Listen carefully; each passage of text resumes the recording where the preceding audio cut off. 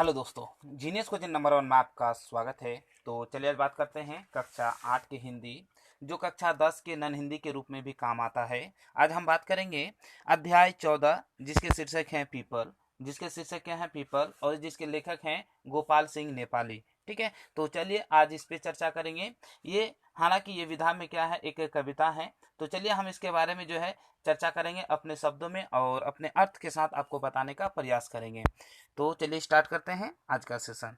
देखिए यहाँ पे देखिए ये रहा आपका पीला अक्षर में जो चीज है, याद रखिए प्रकृति चित्रण छायावादी कविता है। इसमें उल्लेखनीय विशेषता है, यह कविता प्रकृति विविध रूपों से हमारा आत्मीय परिचय कराता है। मतलब ये प्राकृतिक रूप से जो है आपको क्या करता है, आत्मीय परिचय कराता है कि प्रकृति रूप से क्या क्या उपलब्ध है, किस तरह से वो रहते हैं, कैसा महसूस करते हैं, वो सब चीज के बारे में ये बताने का प्रयास कर रहा है। कविता के केंद्र में प्राचीन पीपल वृक्ष है, जो अनेक बदलावों का साक्षी है। पीपल वृक्ष के समक्ष विभिन्न प्रकार के पेड़, झरने, नदी, चिड़िया, ऋतुएं, दिवस चक्र सक्रिय हैं। कहना ना होगा कि यह कविता अनेक दृष्टियों से उल्लेखनीय है। मतलब ये कहना ज्यादा मुनासिब होगा कि ये अनेक तरह से क्या है, ये आपका क्या उल्लेखनीय है, इसीलिए क्योंकि इसमें हर चीज की बात कहा गया। आपको पता होगा कि प्राचीनतम जो है सबसे अच्छा, अगर सबसे महान अगर पेड़ माना जाए तो पीपल का पेड़ को माना जाता था। ठीक है, क्योंकि इसको पीपल का पेड़ को माना जाता था। तो चलिए हम इसका व्याख्या करते हैं अपने शब्दों में। कानन, देखिए क्या कहता है, कानन का यह तरुवर पीपल युग युग से जग में अचल अटल। यहाँ पे ये कहता है कि देखिए कानन का जो अर्थ होता है वो जंगल होता है। क्या होता है? जंगल। और तरुवर का जो अर्थ होता है वो वृक्षों में महान। ये कहता है कि कानन का यह तरुवर पीपल युग युग से जग में अचल अटल। बोल रहा है कि ये जो है कानन जो है, ये आपका क्या कहते, जैसे ये जंगल में जो है, तरुवर का मतलब होता है महान पेड़। मतलब पीपल जो है एक महान पेड़ के रूप में युग युग से जगमगा रहा है। पहले भी अटल था, मतलब अचल मतलब क्या, स्थिर जिसको बोलते हैं, है ना, उसको क्या बोलते हैं, स्थिर। वो पहले भी था और अभी भी वही है, इसीलिए वो क्या कर रहा है, स्थिर है अपने जगह पे। क्या है, वो पूरा जग में स्थिर है। ऊपर विस्तृत नभ नील नील, नीचे वसुधा में नदी झील, जामुन तमाल इमली करील, है ना। तो यहाँ पे ये बताने का प्रयास कर रहा है, ऊपर मतलब ऊपर जानबे कर, विस्तृत मतलब पूरा विशाल, नभ, नभ का मतलब क्या होता है आपका, गगन या आसमान, नील मतलब नीला, नीचे वसुधा में नदी झील।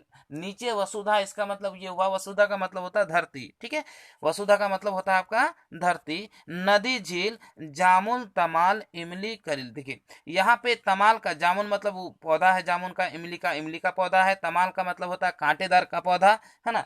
तमाल का जो अर्थ होता है वो होता है क्या, एक सदाबहार पेड़। और जबकि आपका जो है करेल का जो अर्थ होता है ना, वो करेल जो यहाँ पे लिया हुआ है वो कांटेदार झाड़ी लिया गया है। ठीक है, मतलब ये सारे चीज आपका क्या है यहाँ पे उपलब्ध है। जैसे यहाँ पे मान के नील नील आकाश है, नीचे धरती में आपका नदी है, झील है, और यहाँ पे क्या क्या है, जामुन का पेड़ है, तमाल मतलब जो है ना आपका सदाबहार वन है और वृक्ष है, और इमली का पेड़, तो इमली करील मतलब कांटेदार। जल से ऊपर उठता मृणाल, फुनगी पर खिलता कमल लाल, तीर तीर करते कीड़ा मराल। बोल रहा है क्या, जल से ऊपर मतलब पानी से ऊपर थोड़ा सा उठता है कमल का फुनगी। फुनगी मतलब जो होता है ना कमल का पौधा का जो टहनी होता है, उसी को बोला जाता है, जो लाल रंग का। और तीर तीर करते कीड़ा कमाल, है ना। यहाँ पे ये बताने का प्रयास कर रहा है कि कभी तो वो जो है कमल जो है अपना डंडक के साथ ऊपर उड़ता है और बहुत क्या होता है, मजेदार होता है। ऊंचे टीले में वसुधा पर झरती निर्झरनी निर देखिए यहाँ पे निर्झरिनी झरझर हो जाती बूंद बूंद झरझर कर। मतलब क्या, ऊंचे टीले जब ऊपर जगह से क्या करता है, ये गिरता है, तो यहाँ पे नदी पे वो गिर जाता है। निर्झरिनी मतलब कहता है नदी पर झरझर हो जाती है बूंद बूंद झरकर। मतलब क्या, पूरा झरझर एक नदी बन जाती है। क्या कहता है, पूरे बूंद बूंद भरकर एक नदी बहने लगती है। ये कवि मतलब कवि का कहना है। ठीक है, चलिए आगे का आसार में देखते हैं। निर्झर के निर्झर के पास खड़ा पीपल सुनता रहता कल कल छल छल, पल्लव हिलते पल्लव हिलते ढल ढल ढल ढल। यहाँ पे ये बता रहा है कि निर्झर के पास, यहाँ पे ये निर्झर का मतलब ये बताने का प्रयास कर रहा है कि जैसे आपका है ना कोई भी ये हो, जैसे जंगल है, जंगल में वहां पे क्या होता है, पूरा स्थिर होके जो रहता है आपका चीज, क्या होता है, पूरा स्थिर होके जो रहता है, उसे ही हम क्या कर सकते हैं, निर्झर कर सकते हैं। बोला खड़ा पीपल, मतलब जो शांत होके पीपल खड़ा है ना, उसके अगल बगल कल कल छल छल, पानी अगर जाएगा तो कल कल छल छल करेगा ही। पल्लव हिलते हैं ढल ढल ढल, मतलब पत्ता जो है हिलता रहता है ढल ढल की तरह, पत्ता जो है हिलता रहता है वो किसके तरह, ढल ढल की तरह।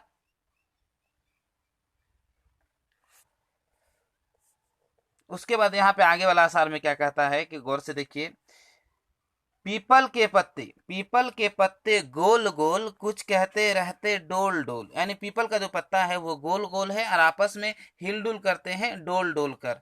जब जब आता पंछी तरु पर, जब जब आता पंछी उड़कर, जब जब खाता फल चुन चुन कर। बोल रहा है क्या, जब पंछी आती है तरु पर उड़कर, मतलब वहां से आसमान, तरु तरु तरु का जो मतलब लिया गया है यहाँ पे, आपका पेड़ लिया गया है, तरु का मतलब पेड़। जब पेड़ पे उड़कर वो आता है तो क्या करता है, हिलता डुलता है, क्या करता है आपका, हिलता डुलता है।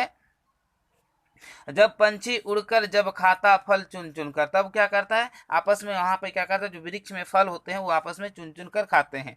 पड़ती है जब पावस की फुहार, बजते हैं जब पंछी के सितार, बहने लगती है शीतल बार। बोलता पड़ती है जब पावस की फुहार, पावस का यहाँ पे ये है मतलब कि जब वर्षा की बूंदें यहाँ पे थोड़ी थोड़ी गिरती है तो तब यहाँ पे ये क्या करने लगता है, ये शीतल मतलब ठंडा हो जाता है, मतलब बयार मतलब वायु बहने लगती है और एक आनंद सा महसूस होता है ना, एक क्या होता है, आनंद सा आपको महसूस होता है। कवि का कहने का मतलब ये हुआ है ना, क्या करता है वो आनंद सा महसूस होने लगता है। ठीक है, तो ये रहा उसका पहला असर का ये क्या बोलते हैं इसका व्याख्या। हो सकता है कुछ इधर उधर हो जाए। बहने लगती है शीतल वार, मतलब वायु जो है वो शीतल यानी ठंडा ठंडा के अनुसार बहने लगती है। तब तब कोमल पल्लव हिलडुल, गाते सरसर मरमर मजूल, मंजूल, लख लख सुन सुन विहल बुलबुल। यहाँ पे तब क्या करते हैं, जब इस तरह से ठंडा महसूस होता है ना, तो कोमल पल्लव हिलडुल, मतलब वो जो है कोमल हो या फिर सरसर, इस तरह से क्या होता है वो अपने गाने गाने लगते हैं। और बुलबुल भी क्या करने लगते हैं, चिहकने लगते हैं, क्या करने लगते हैं, चिहकने लगते हैं। बुलबुल गाती रहती है चह चह, सरिता गाती रहती है बह बह। बुलबुल क्या चहचह के आवाज में गाना गाने लगती है, जबकि सरिता मतलब नदी, नदी जो है वो बह बह के आवाज करने लगती है। पत्ते हिलते रहते रह रह, जितने भी हैं इसमें कोटर, सब पंछी गिलहरियों के घर, मतलब जितना भी छोटा छोटा है ना वो लटका हुआ रहता है, सब क्या है, गिलहरियों का घर है, सब क्या है आपका, गिलहरियों का घर है। आप लोग देखे होंगे कि लटका के वो क्या करते हैं, गिलहरी अपना घर बनाते हैं।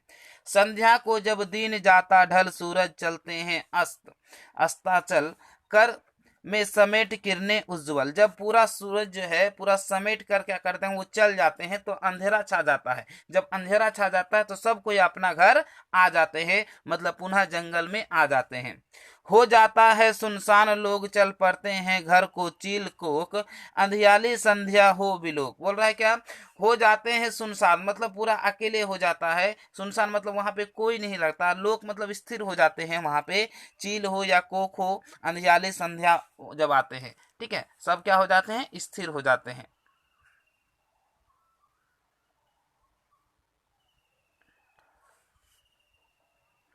भर जाता है कोटर कोटर, बस जाते हैं पत्तों के घर, घर घर में आती है नींद उतार। मतलब जैसे ही ये क्या करते हैं, कोटा कोटा मतलब पूरा हर जगह पे क्या कर जाते हैं, बस जाते हैं और आपस में नींद उन लोग को आ जाती है।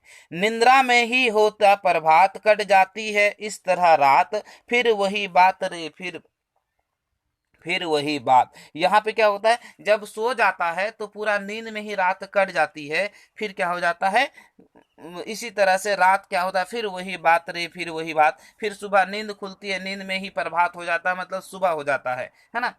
इस वसुधा का यह वन्य प्रांत है, दूर अलग एकांत शांत। ये जो है धरती का जो है जंगल जो है बड़ा दूर है और एकांत है मतलब अकेला है और अलग है, जिसके कारण बहुत शांत है खड़े जहां साल बांस चौपाए चरते नरम घास निर्झर सरिता के आसपास। बोलता है खड़े मतलब जहां पे खड़ा है, साल मतलब वृक्ष का नाम है, चौपाया चरते हैं मतलब चार पैर वाला जानवर भी चरते हैं जो नरम घास है, निर्झर सरिता के आसपास मतलब वहां पेड़ के आसपास है ना।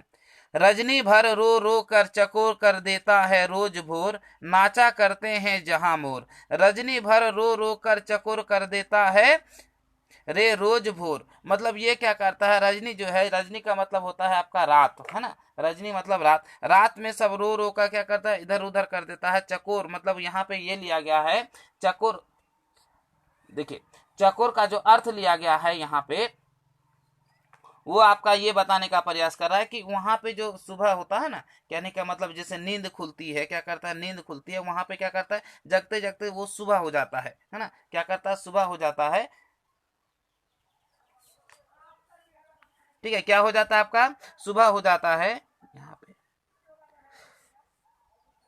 निंद्रा ये तो पढ़ चुके हैं, इस वसुधा के यहाँ पे क्या हो जाएगा, निंद्रा में हो जाती है, प्रभात कट जाती है, इस तरह रात फिर वही बात रे फिर वही बात, इस वसुधा के वन्य प्रांत में दूर अलग एकांत, यहाँ पे हो गया। ठीक है, ये खड़े हैं साल है ना, निर्झर सरिता यानी रजनी भर रो रो कर चकोर कर देता है, रो रो कर सबको क्या करता है, जगा देता है। रे रोज भोर नाचा करते हैं जहां मोर, रो रो कर क्या कर, रात में जो पंछियां रोती है ना, उसके बाद क्या कर, सुबह चहचहाता है, उसका जग जाता है, और फिर क्या हो जाता है, सुबह होता है, जैसे होता है सुबह तो मोर क्या करने लगते हैं, नाचने लगते हैं, क्या करने लगते हैं, नाचने लगते हैं। है वहां है वहां पल्लरी का बंधन, बंधन क्या वह तो आला आलिंगन, आलिंगन भी चीर आलिंगन। यहाँ पे ये बताने का प्रयास कर रहा है कि आलिंगन का मतलब, आलिंगन का मतलब होता है मिलन, मिलन का मतलब होता है जानबे करते हैं आपस में मिल जाना है ना। आलिंगन भी चीर आलिंगन मतलब एक दूसरे क्या करते हैं, मिलते रहते हैं। बुझती है पथिकों की, बुझती बुझती पथिकों की जहां प्यास निंद्रा लग आती है अनान्यास वही सदा इसका निवास। बोलता है जहां अनान्यास का मतलब बिना प्रयास के, अकस्मात जिसको बोलते हैं, वही उसका क्या है, यहाँ पे होता है पंथित का मतलब राही होता है ना, पंथित का मतलब राही होता है। बुझती है, आपको बुझना मतलब शांत रहना, जहाँ पे शांत रहता है वही उसका क्या है, जगह है, वही आपका क्या है, हर चीज है पंछी का वहीं पे है ना। हालांकि इसमें जो गोपाल सिंह नेपाली ने बहुत अच्छी तरह से व्याख्या किया, शब्दार्थ है यहाँ पे देखिए, कानन मतलब जंगल, पशुधा मतलब पृथ्वी या धरती, तमाल मतलब एक सदाबहार पेड़, कटिन मतलब कांटेदार, और मिलिल मतलब कमल का कोमल दंडक, और मराल मतलब हंस, और पावक मतलब वर्षा, और यहाँ मंजुल मंजुल सुंदर या मनोहर, विह्वल मतलब व्यग्र, विलोक मतलब देखना, निर्झर मतलब झरना, और निर्झरनी मतलब नदी या सरिता, रजनी मतलब रात, वल्लरी मतलब लता, और अस्ताचल मतलब सूर्यास्त। चलिए देखते हैं इसका कुछ क्वेश्चन आंसर आपको बताए हैं है ना, बताने का प्रयास किए हैं, आप अपना कॉपी कलम से लिख लीजिएगा। देखिए यहाँ पे गोपाल सिंह नेपाली इसका लेखक का नाम है, और पहला क्वेश्चन है कि पीपल के पेड़ हमारे लिए किस तरह उपयोगी हैं। ठीक है, तो पीपल के पेड़ हमारे लिए अनेक प्रकार के उपयोगी हैं, यह दिन रात के वायु क्या बोलते हैं, प्राण वायु ऑक्सीजन ही उत्सर्जित करता है जो जीवों की जीवन धारण करने के लिए आवश्यक है ना। ये इसीलिए इम्पोर्टेंट है क्योंकि दिन और रात दोनों में क्या करते हैं, ये वायु को ये करते हैं, क्या बोलते हैं, ऑक्सीजन देते हैं। ठीक है, इसीलिए बहुत इम्पोर्टेंट है।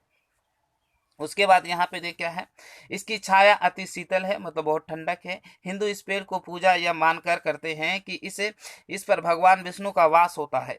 इसकी छाल एवं फल का दवा बनाने में उपयोग होता है, इसका छाल और फल का होता है क्या, दवा बनाने में उपयोग होता है, ये था इसका उपयोग। अब देखिए दूसरा प्रश्न क्या कहता है, कैसा वातावरण मिलने पर बुलबुल पंछी गाने लगती है। तो बुलबुल अपना गीत गाने के लिए व्यग्र होती है जब वर्षा की फुहार वातावरण में सुखद आ जाता है, अन्य पेड़ पौधे नए कोमल पत्तों में फल फूलों के लग जाते हैं, और जलपूर्ण नदियां कलकल छलछल बहती है, और हवा स्पर्श पाकर पत्ती सरसर मरमर की आवाज करती हुए प्रतीत होती है। तो ऐसा शीतल सुखद वातावरण मिलने पर बुलबुल पक्षी को मधुर गीत वातावरण अमृत घोलने लगता है। ठीक है, जब इस तरह से काम होता है तभी वो क्या करते हैं, अमृत घोलने लगते हैं। तो चलिए आगे वाला प्रश्न देखते हैं क्या कहता है, गौर से देखिए। वन्य प्रांत के सौंदर्य का वर्णन कीजिए। वन्य प्रांत का सौंदर्य आप अपने आप शब्दों में बोल सकते हैं। हम आपको बताते हैं कि जरूरी नहीं है कि हम जो क्वेश्चन बोलेंगे एक्यूरेट वही सही होगा, आपके अनुसार अलग अलग किताब में अलग अलग अनुसार दिया जा सकता है क्वेश्चन आंसर, है ना। तो ये आप पे डिपेंड है, थोड़ा सा अलग अलग हो सकता है लेकिन उसका थॉट जो है सेम होगा। कवि नेपाली ने वन्य प्रांत के सौंदर्य का बड़ा ही स्वाभाविक वर्णन किया है। मन में विभिन्न प्रकार के पेड़ पौधे होते हैं और इन पेड़ों पर पक्षी घोंसला बनाकर कटोर में सुरक्षित जीवन व्यतीत करते हैं और पशु हरी हरी घास देखकर प्रसन्न होते हैं, है ना। और चकोर चकोरी वियोग में रात रो कर बिताते हैं, जबकि हरे भरे जंगल देखकर मोर प्रसन्नता पूर्वक भी क्या करते हैं, नाचते हैं। क्या करते हैं, प्रसन्नता पूर्वक नाचते हैं। अतः अन्य वन्य प्रांत रात अंधकार में बिल्कुल शांत रहता है, जबकि सुबह होते ही सारा वन पक्षियों में कलरव से गुजरता रहता है। ठीक है, अब आगे का पाठ से आगे का प्रश्न देखते हैं, है ना। ये रहा पाठ से आगे। यहाँ पे बोलता है निम्नलिखित पंक्ति भावार्थ कीजिए। जैसे ऊपर विस्तृत नभ नील, नीचे वसुधा में नदी झील, जामुल तमाल इमली करेल, जल के ऊपर उठता मरेल, फुनगी पर खिलता कमल लाल। ठीक है, इसका व्याख्या है इस तरह से। कवि कहता है, यहाँ कवि नहीं होगा, कवि होगा, सॉरी, यहाँ पे क्या हो जाएगा आपका, कवि हो जाएगा। ठीक है, यहाँ पे आपका कवि हो जाएगा। ठीक है, ये रहा आपका कवि,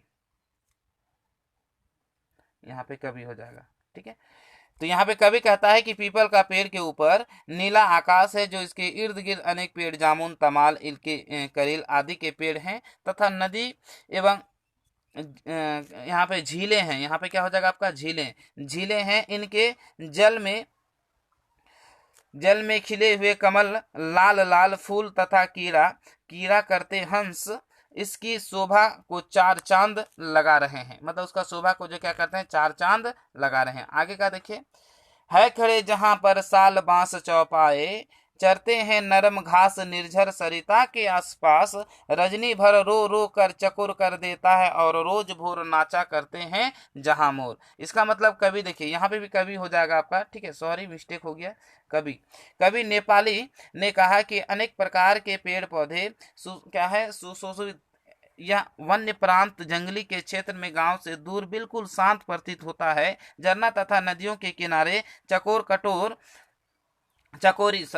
चकोरी के वियोग में रात रात गुजर देता है, तो मोर उमड़ते घुमड़ते बादल देख कर नाचता दिखाई देता है ना। ये इसका व्याख्या देखें, कुछ व्याकरण यहाँ देखिए, पाठ में आए हुए स्वर को दो, है ना, दो को लिखिए किसी, है ना। तो यहाँ पे देखिए, यहाँ पे क्या करना है, यहाँ पे आपको दो पर्यायवाची शब्द लिखें, यहाँ पे हो जाएगा। ठीक है, तो यहाँ पे लिखने का प्रयास किए हैं। तरु मतलब पेड़ या पादप, कनंग मतलब वन या जंगल, और सरिता का मतलब होता है नदी या सरिता, और वसुधा मतलब धरती या धारा, और यहाँ पे है वसुधा मतलब धरती, धारा, व्यार, जिसको बोल सकते हैं। तीन चीज दिया गया है। ठीक है, तो ये आपका यह अध्याय समाप्त होता है। यदि आपको हमारा वीडियो पसंद आए तो लाइक करें और ज़्यादा से ज़्यादा लोगों तक शेयर करें। हाँ, अगर आप हमारे चैनल में नए हैं तो सब्सक्राइब करना ना भूलें और बगल में जो बेल आइकन उसे जरूर दबाएं, ताकि जब भी हम वीडियो बनाएं सबसे पहले नोटिफिकेशन आप तक जरूर पहुंचे। तो चलिए यहीं पे अपना वीडियो करते हैं समाप्त। जय हिंद।